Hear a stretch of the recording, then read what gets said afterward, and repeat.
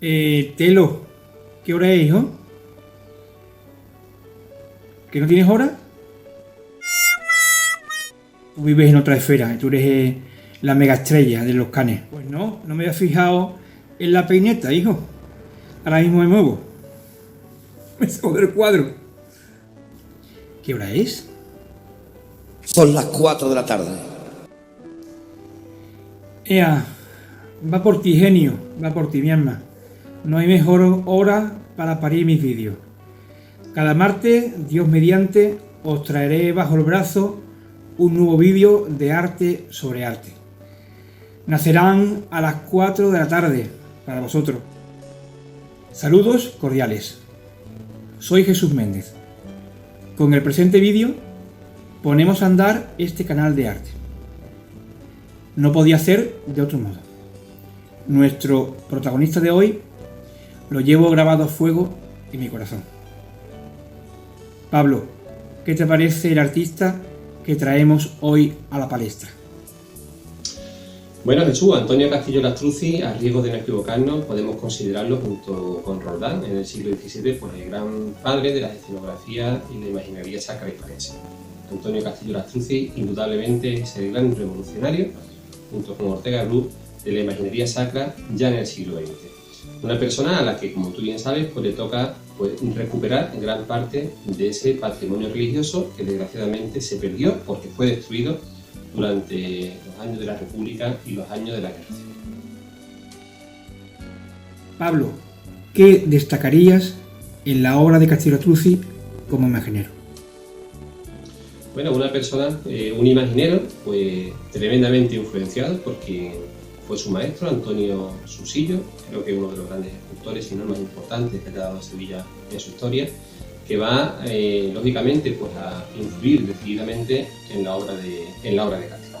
Igualmente Castillo, por su estancia en Francia, pues también va a influenciarse mucho de esa escultura de fines del siglo XIX francesa y, por supuesto, también era un enorme conocedor de los grabados religiosos del siglo XIX y también de los grabados religiosos del siglo XVI y XVII que propagaron pues, por Europa gran parte de la iconografía que después se va a plasmar en la escultura o en la imaginería procesional.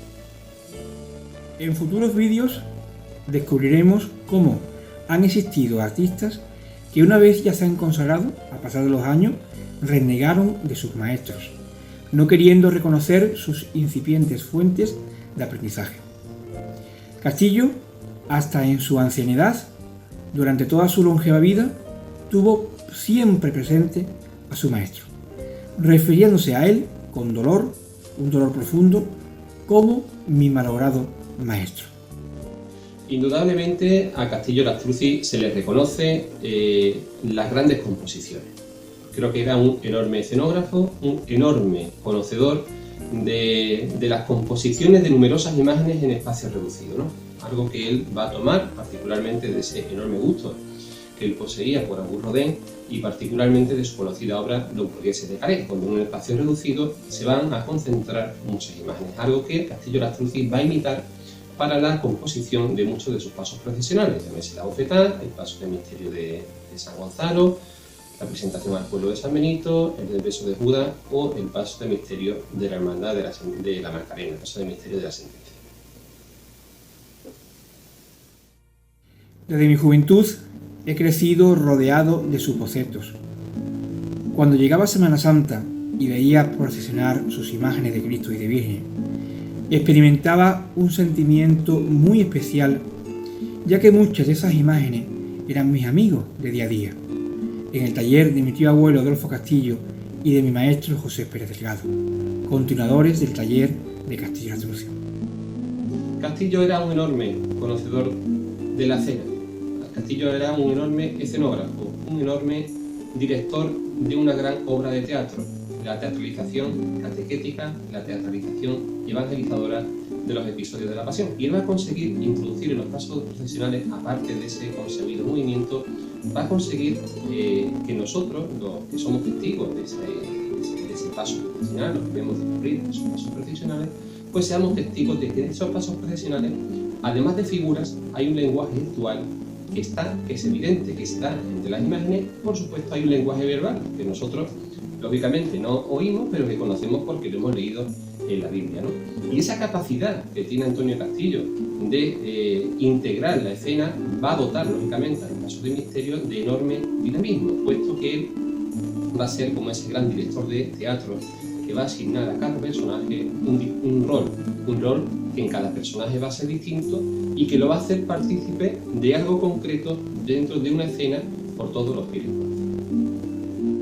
Pablo, ¿qué características destacarías tú en Castillo la Astrucia? ¿Y cuál va a ser, Jesús, la principal característica de esta imaginería que realiza Castillo en la segunda mitad del siglo XX y sobre todo en los años 40 y 50, ¿no? En los años 20 también? Bueno, pues lo más importante, Jesús, es el rol de protagonismo que asigna a todos y cada uno de los personajes que van a componer la escena.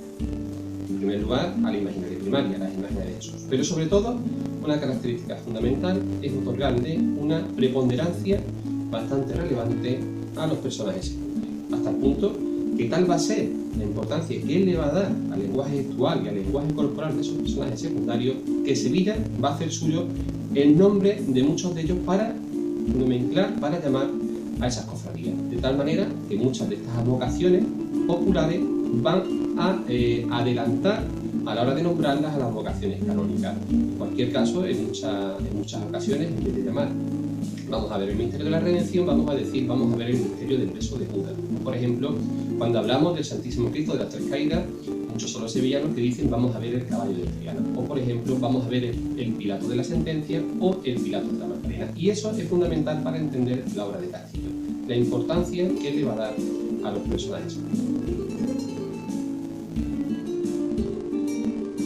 Está rodeado de sus figuras, de romanos, sayones y los Pilatos de San Benito, la Sentencia Macarena, el Marco de la Bofetá, el esclavo etíope de San Benito, el Cirineo de la Esperanza de Triana, por decir alguno. Era algo inenarrable para mí y lo valoraba sobremanera, sobre todo su gran capacidad en la composición. Hoy aún más si cabe lo hago. No es mi intención siquiera presentaros un documental que recoja toda su obra, pero sí uno donde muestre su gran capacidad de trabajo como artista, su valor como ser humano y el agradecimiento sincero por todo cuanto nos supo legar, por su legado, por su gran legado. Ya no solamente a las hermandades y cofradías, sino a la historia del arte. Telo, he visto que te has puesto cómodo para ver el documental.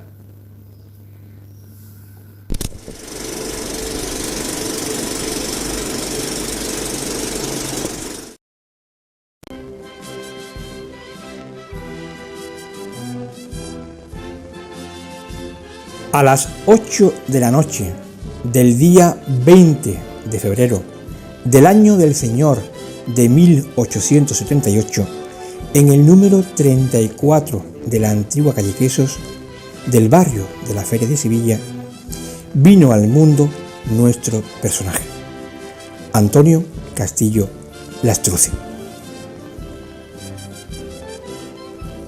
Siendo bautizado en la cercana parroquia de Omnium Santorum. Sobre su primera formación y educación, se sabe que estudió en el Colegio de San Luis Gonzaga. Igualmente, se ha pensado que realizara estudios primarios en el Colegio de las Becas y en el Padre Majón. Sin embargo, se ignora el grado académico que llegó a alcanzar, pero sí sabemos que empezó muy pronto con su actividad artística.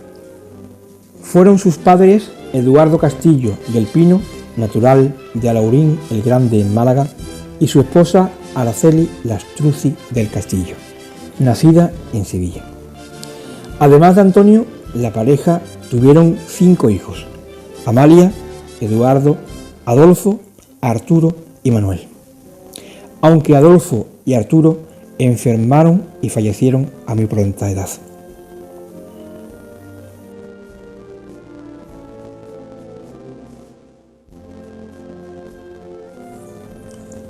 Tuvo la suerte el joven Antonio que en la misma calle donde vivía con su familia, en la mencionada calle Quesos, tenía el taller uno de los escultores españoles más reconocidos de la segunda mitad del siglo XIX, el insigne escultor Antonio Susillo Fernández, que ya contaba por entonces con discípulos como Viriato Rull, Fernando de la Cuadra, Joaquín Gallego, Miguel Sánchez Dal, Gustavo Luca de Tena, Joaquín Bilbao y Lorenzo Cuyao Valera.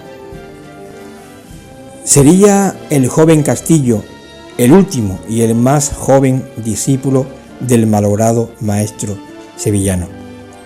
Fue el propio Susillo quien incentivó al joven para que ingresara en la sección de Bellas Artes dentro de la Escuela Industrial y de Artes y Oficios de Sevilla, por entonces situada en la planta alta del Museo de Bellas Artes, en la misma plaza del museo, y ex convento de la Merced Calzada. En esas paredes, Antonio recibió clases de modelado y escultura por el profesor Francisco Marcos. En ensamblado y vaciado tuvo como profesor al escultor Pedro Domínguez.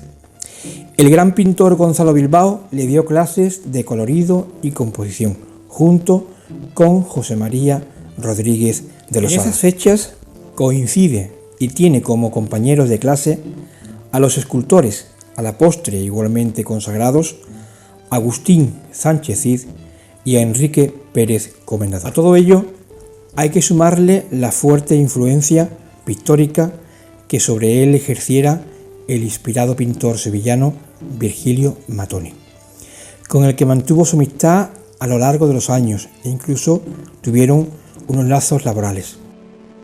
Tristemente, el 22 de diciembre de 1896, su maestro, Antonio Susillo, se quitó la vida, en un delirio que cegó su inteligencia vital. Desde entonces quedó el joven Antonio huérfano de padre artístico, contando con 18 años de edad, cuando de la noche a la mañana se vio obligado a iniciar una nueva andadura en solitario y madurar artísticamente a base de esfuerzo, tesón y trabajo. 2 años después de la desaparición de Susillo, el incipiente escultor realizaría su primera obra a tamaño natural. La tituló Nerón y Agripina, y él mismo, de su puño y letra, la fechó en la parte superior de la fotografía. Fue en mayo de 1898.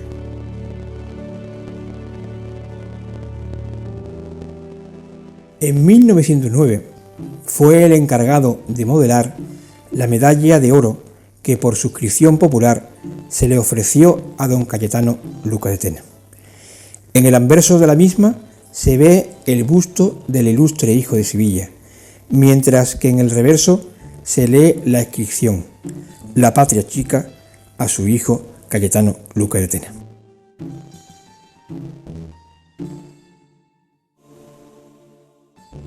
En la exposición del centenario de la independencia de México, celebrada en la capital centroamericana en 1910, recibió una medalla y diploma por su relieve La Bacanal.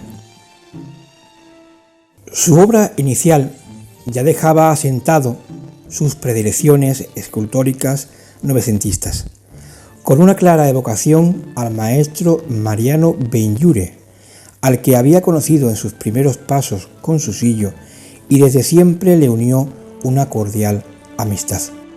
Ejemplo de ello es la visita al taller del maestro valenciano de su hija Amparo, nacida de su segundo matrimonio con Amparo León Retamar, muchos años después de fallecida su primera esposa. En sus primeras obras se inclinan por la búsqueda de un modernismo que cubrió su primera etapa, con obras tan sobresalientes como el grupo de los primeros celos, realizada en 1913. Posteriormente, en la década de los años 60, realizó de esta misma obra una talla en mármol que se encuentra desde 1999 en su nuevo emplazamiento en la entrada de los jardines al pabellón de maternidad del Hospital Gregorio Marañón en Madrid. El 14 de abril de 1915, la Comisión Permanente de la Diputación Provincial de Sevilla le concedió una beca, una pensión para que durante ese año y el siguiente de 1916 estudiase en el extranjero. Su idea inicial era visitar Roma y París, pero el inicio de la Primera Guerra Mundial truncó su sueño de visitar la ciudad eterna. No obstante, pasó un largo periodo en la ciudad del Sena. En París y Madrid visitó los mejores museos del arte universal.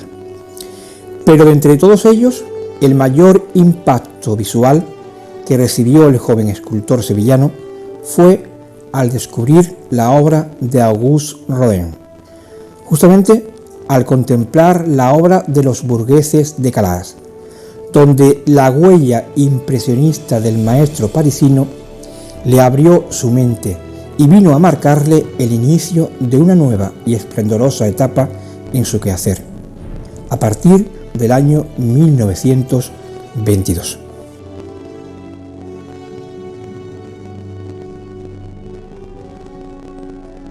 A su regreso a Sevilla, su estímulo alimentado por todo cuanto había visto le llevó a crear numerosa obra que va presentando a las exposiciones y certámenes que se celebran no solo en su ciudad, sino también en Madrid.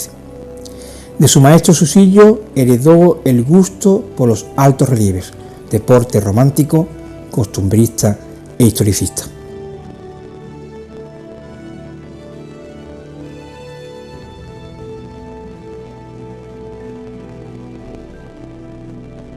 Ya había quedado atrás en el tiempo sus deseos juveniles de llegar a ser torero, quedándole como recuerdos asuntos taurinos y camperos llenos de encanto en el barro, así como un toro modelado a tamaño natural que copió de uno manso que hizo llevar a su primer estudio en la misma fábrica de sombreros que tenía su padre en la calle Peral.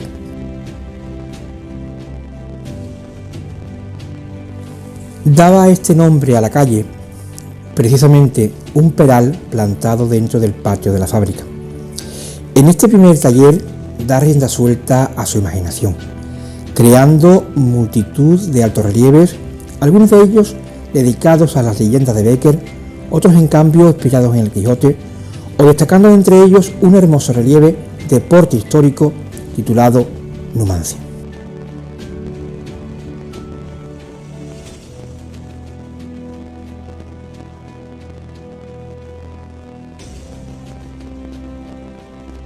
Durante este largo periodo de tiempo, Castillo, en su obrador de sueños, cultivó todo tipo de temas escultóricos, desde los retratos, donde llevó a cabo un gran número de ellos.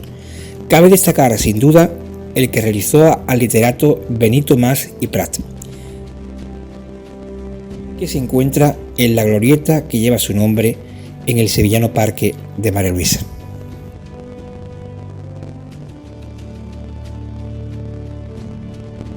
Así como el busto de Rodríguez de la Borbolla, situado en el patio de entrada del colegio que le da nombre en la calle Luis Montoto de Sevilla.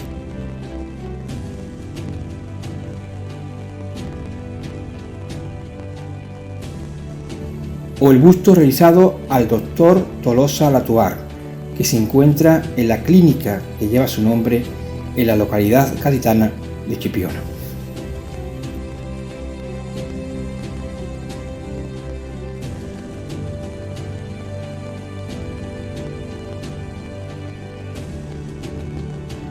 Otro claro ejemplo de su dominio en este mundo del retrato fue el busto realizado al ingeniero don Luis Moliní. En la imagen se le puede ver posar para la realización de su retrato.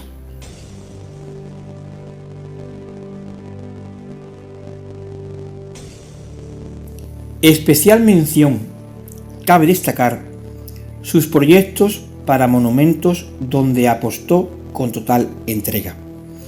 Ejemplo de ello fueron las maquetas realizadas para el proyectado monumento al insigne escultor Juan Martínez Montañés, donde Antonio llegó a presentar hasta 3 propuestas diferentes.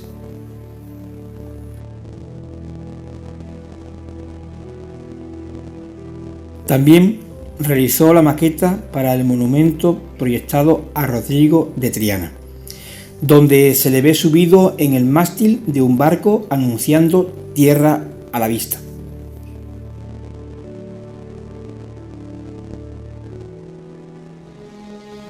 Sin lugar a dudas, el proyecto de monumento más importante de esta primera etapa fue el presentado para el ideado monumento a las Cortes, resultando un soberbio estudio compositivo reflejado en la maqueta, donde Su Majestad de los Reyes de España, Alfonso XIII y Victoria Eugenia, presenciaron in situ los trabajos presentados.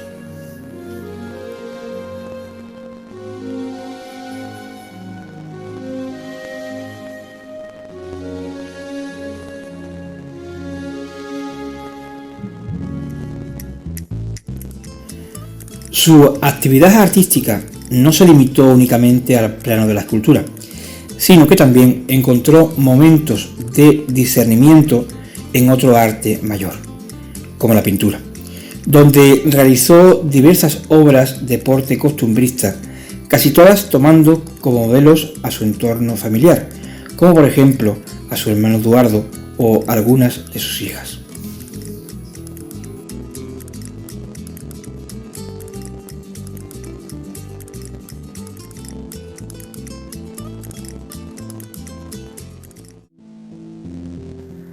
A primeros de los años 20, Antonio se encontraba pleno de facultades.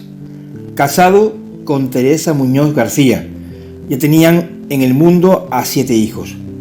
También tuvieron a otra niña llamada Araceli, pero esta falleció siendo muy niña. Aún trabajaba sin descanso en su primer taller instalado en la fábrica de sombreros paterna, donde trabajaban más de un centenar de obreros y contaba con la patente Castillo de los fieltros de seda para sus propios sombreros. En el artista afloraban todas aquellas enseñanzas que desde joven había ido asimilando. Su amor por el teatro le hizo desde muy joven, quizá no superaba los 13 años de edad, a representar junto a sus hermanos y amigos del barrio de la Alameda obras teatrales tales como Don Juan Tenorio, donde en la imagen vemos a su hermana Amalia ataviada con la vestimenta simulando ser Doña Inés. Es el propio Antonio quien prepara los decorados y reparte los diálogos para un escenario improvisado, pero bien preparado, donde los primeros espectadores serían los empleados de la fábrica.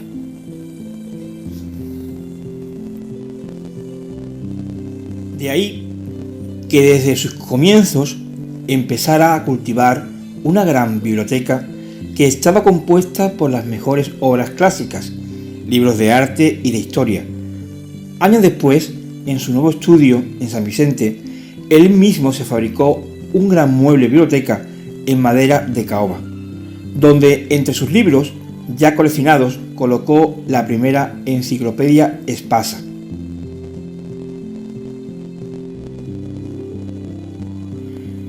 En esta misma década de los años 20, el artista hasta entonces había venido firmando sus obras como A. Castillo, pero a partir de entonces incorporó su segundo apellido, Lastruzzi. También solía añadir su ciudad y el año de realización.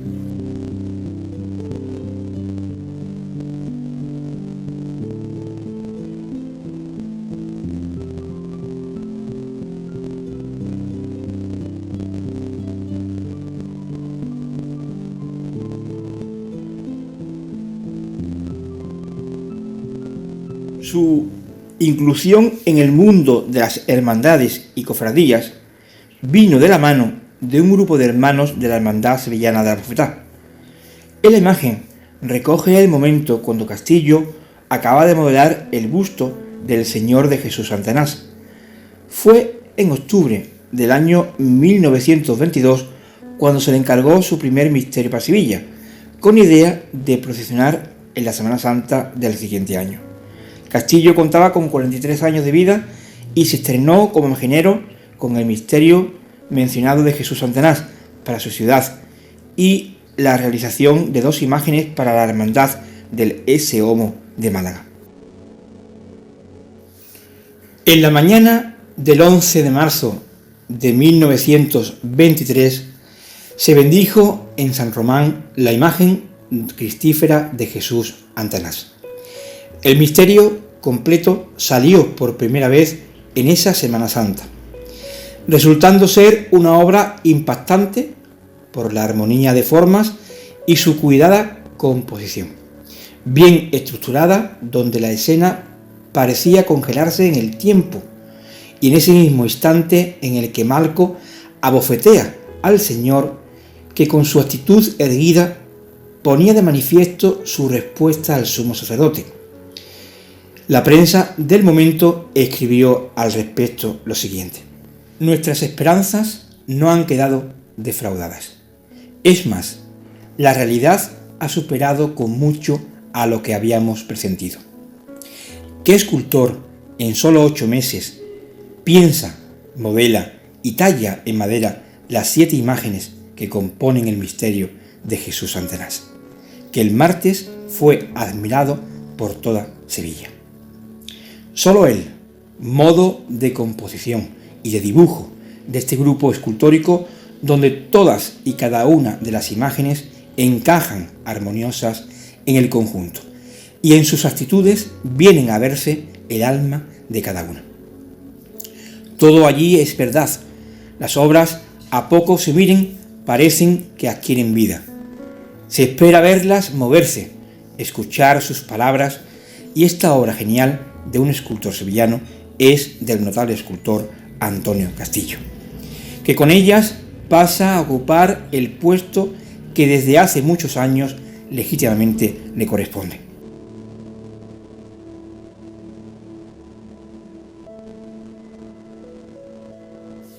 La Hermandad de la Bofetá, debido al éxito conseguido con su innovador misterio, le ofreció un banquete celebrado en la venta de Antequera en honor a su autor. Castillo, que sobrecogido tuvieron que leerle sus palabras escritas en un papel, por la emoción contenida. No faltaron los elogios a Castillo por los cofrades Villalobos, Sánchez Ocaña, Rodríguez, León y Peña.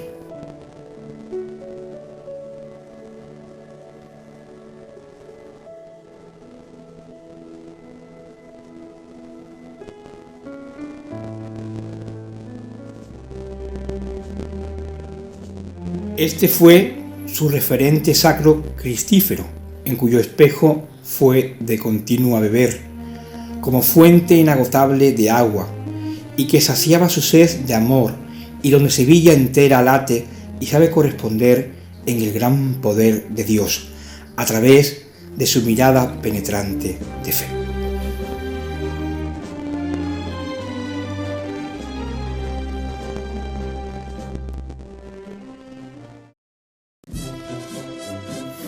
Como reina y señora de San Gil, unos ojos llorosos y un perfil que llora Sevilla, el otro que sabe reír. Esto da a ella esperanza y dulzura nuestra. Siempre tuvo delante de su banco de trabajo un cuadro con 3 fotos de ella, luz de su universo y el de tantas almas. Fue Antonio prioste de la Esperanza Macarena.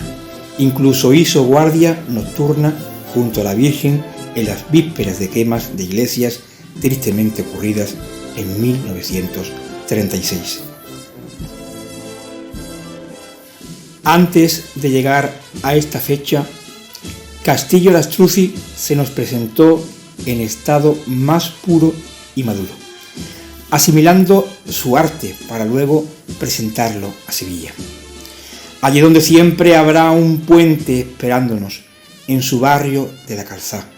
A las 4 de la tarde, Cristo baja sus brazos ante Ponce Pilato, que con su actitud, señalándolo al Redentor en su presentación al pueblo, con pliegues romanos, eclipsados ante la presencia del Lesión. Dios, que se entrega, en su semblante sabe arrancarnos un suspiro embriagador, que hace reflexionar el alma ensoñadora, mezclándola con los olores de incienso y de azahar.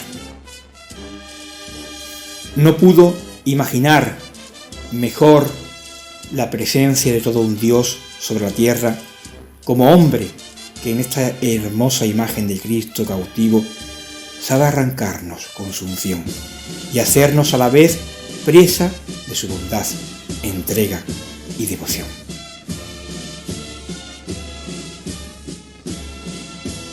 Es el pellizco aquí dentro, de no quererlo perder con la mirada, para que en Sevilla cada primavera pasee por sus calles con sabor a calzá, cuán amor va derramando a cada paso de sus costaleros, donde nunca imaginó el Señor que una entrega fuera tan dulce.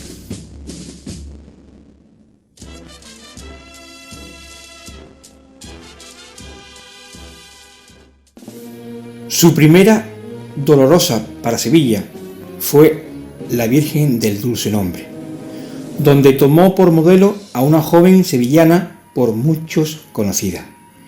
El mismo Caustío Lastruzzi, referente a tomar por modelo vivo, venía a decir lo siguiente: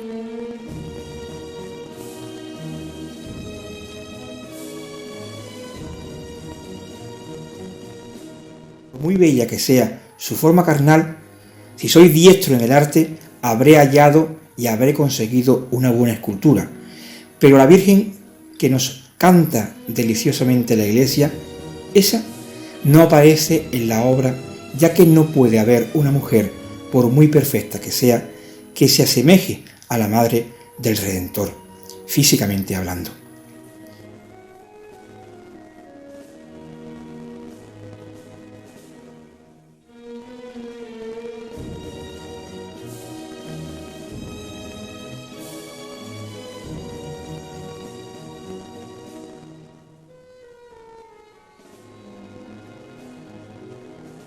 Yo, hombre de fe, veo y presiento a mi modo a la Virgen, y cuando he sacado el máximo partido al modelo, me abstraigo y empiezo a luchar con las rubias la expresión ideal que yo he sentido. Eso es, en mi opinión, la obra capital de todo imaginero. Se puede ser un magnífico escultor, pero no sentir la imaginería religiosa. Claro está que para ser un buen imaginero, forzosamente hay que ser antes un buen escultor.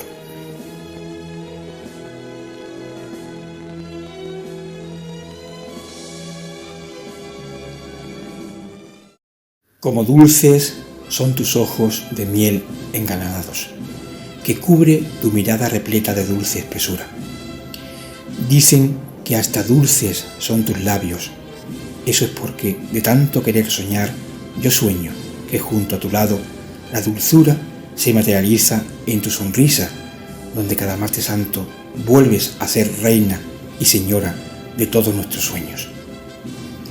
Dicen que hasta dulce es tu llanto. Dicho queda desde el mismo día que te vieron pasear en tu paso.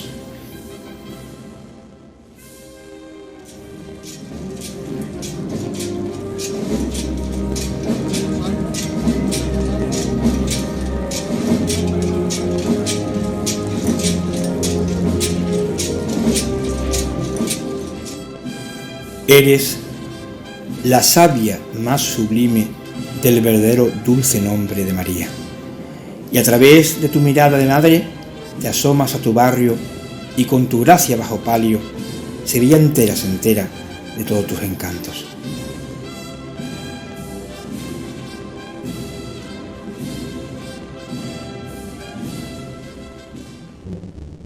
Antonio Castillo, en plena madurez, y después de estos aciertos manifiestos, y tras un largo bagaje dedicado a la escultura civil, deja paso a una nueva etapa consagrada a la imaginería. Se convierte en el primer imaginero que monta la primera Academia de Imaginería Castillo de Astruccio. Eso fue a primeros de los años 40 del siglo pasado, situada donde se encuentra el Templo de Jesús del Gran Poder. Su longeva vida le permite disfrutar de una etapa amplia donde no cabe en este documental enumerar su ingente obra, sino más bien el reconocimiento a su labor y el homenaje sincero.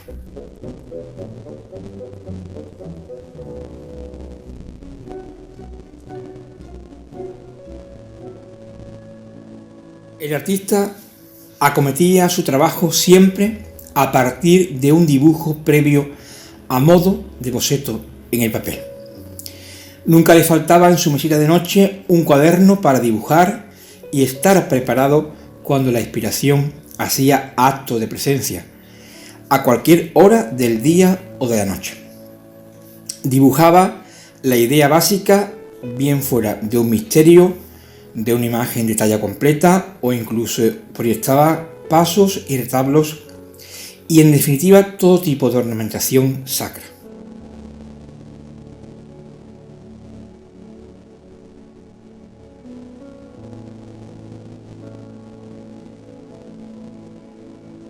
Claros ejemplos de respiraderos y canastos fueron los elaborados para los pasos del prendimiento de Sevilla o el antiguo paso del Cachorro de Triana.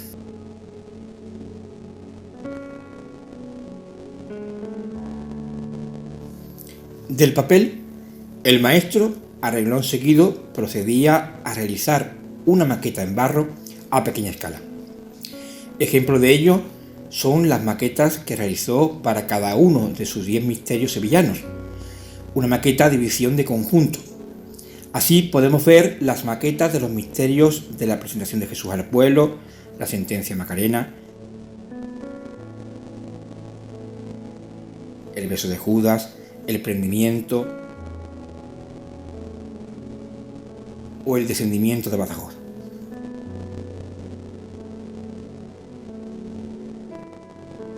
Sus fuentes parten de las Sagradas Escrituras y de los Evangelios apócrifos. En el caso de la presentación al pueblo, el artista se inspiró en esta postal de una pintura del pintor Antonio Ciceri que se encuentra en el Palacio Pitti en Florencia.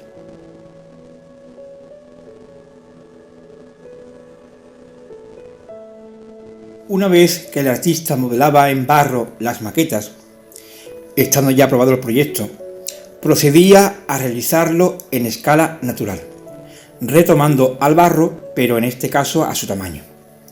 En aquellos años no existían materiales de resina de poliéster ni plásticos, por lo que los modelados de tamaño natural eran tapados con trapos húmedos, a los que les sacaba luego un vaciado a molde perdido. Normalmente, esta operación o tarea la efectuaba su hijo Antonio, que una vez vaciada la pieza en escayola, estaba lista, una vez seca, para sacarla de puntos en madera, de forma manual con compases.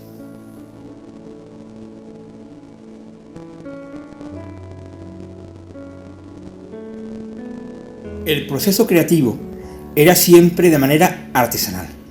En primer lugar, los carpinteros, una vez ya modelado el artista el modelo y sacado lo vaciado, los carpinteros ensamblaban los embones de madera para luego proceder a la talla. Era cuando entraban en labor los oficiales y discípulos del taller, que devastaban los bloques de cedro dejándolos fiel al modelo creado por Castillo. La obra era devastada en madera, dejando varios milímetros de espesor antes de llegar al punto definido por su creador. Don Antonio procedía a insuflar posteriormente la unción sagrada a cada obra, dejándoles impresa su firma a través de su impronta definida en la materia, tan personal e intransferible. Finalmente, la obra se procedía a policromar, a base de pintura al óleo. Castillo, en vida, recibió dos grandes homenajes por parte de las hermandades. Uno en 1943 y el otro en 1961, que es el que traemos a la imagen. Asimismo, le otorgaron la insignia de Alfonso X el Sabio. Y en 1966, un año antes de su óbito, rotularon con su nombre a la antigua calle Rosal, con la nomenclatura nueva de Imaginero Castillo Lastrucci. En marzo de 2008, promovido por la Hermandad del Verso de Judas de Sevilla, le colocaron una placa cerámica como perpetuo recuerdo. A escasos meses de cumplir los 90 años, Castillo dejó este mundo, el 29 de noviembre de 1967. Estaba previsto desde el Ayuntamiento que en el mes de diciembre le otorgasen al longevo maestro la medalla al mérito en el trabajo, pero su salud se quebrantó antes, por lo que el gobernador civil, el señor Utrera Molina, se la tuvo que otorgar a título póstumo. En noviembre de 1995, en la parroquia de San Julián, con un templo a rebosar, tuvo lugar la misa en su memoria, donde el cardenal obispo de Sevilla, Monseñor Carlos Amigo Vallejo, resaltó la labor catequética del artista a través de su obra. Allí y para siempre descansan sus restos mortales hasta el día de la resurrección de los muertos. Se apagó el reloj de su vida terrenal, de hombre trabajador incansable, familiar y cercano. Su obra lo mantiene vivo en cada huella personal que, depositada tras cada una de sus queridas imágenes, nos presenta a sus Cristos llenos de dulzura, reflejando la mansedumbre del Hijo de Dios. Mientras que en sus imágenes de la Virgen María nos la sabe acercar al pueblo con su rostro de mujer castiza y de ojos profundos. En sus misterios supo captar la esencia del momento evangélico y llevarlo al plano teatral y escénico.